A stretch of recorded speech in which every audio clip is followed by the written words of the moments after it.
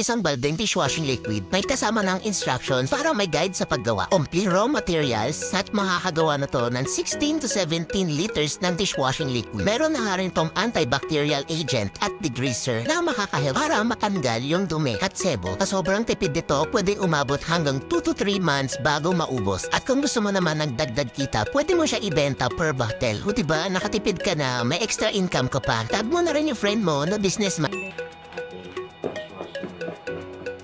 Sabi muna natin gawin muna natin ito sa mismong dishwashing liquid. Bali, sa 3.5 liters ng tubig.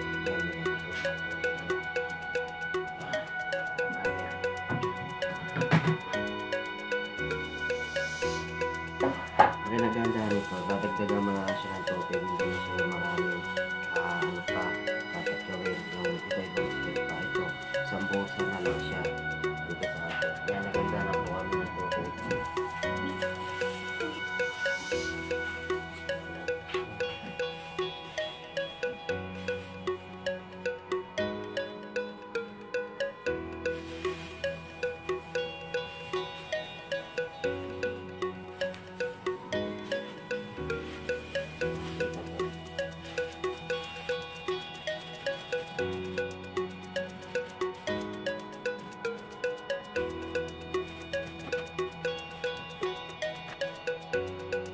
So ayan, after nating maibuhos ang lahat ng mga mixture diyan sa tubig, ngayon po ay haluin lang po natin ng 10 minuto ang ating mixture hanggang sa ma-dissolve lahat ng mga nilagay po natin diyan na mga chemicals po.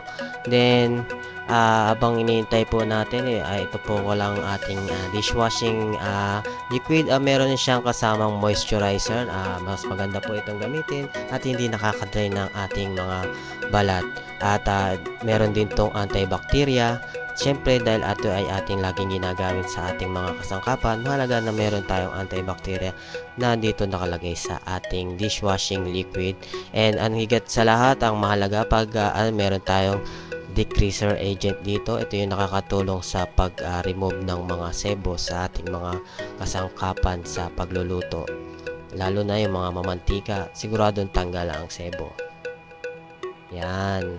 10 minuto lang po ang hintayin natin para ma-dissolve lahat ng mga yung solution na nilagay po natin dito sa tubig.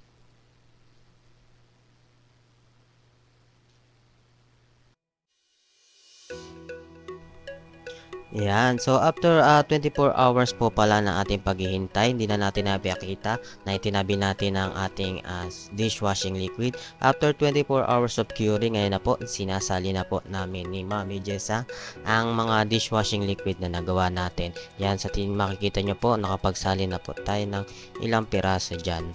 Yan.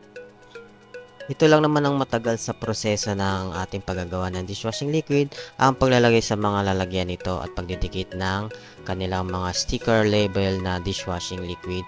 So, mag-i-enjoy naman kayo dito mag-asawa, lalo na kung gagawin nyo itong magkasama at pwede din ninyo itong maibenta na sa harapan ng inyong tindahan, extra income din.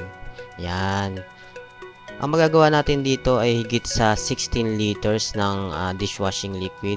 Yan, tinatakal natin pa kada isang pouches po ay naglalaman ng 500 ml ng dishwashing liquid.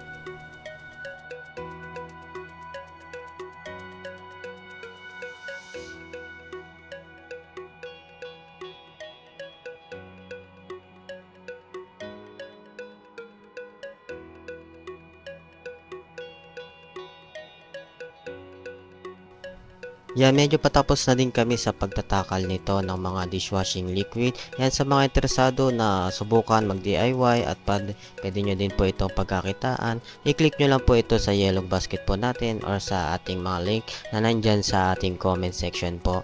Maraming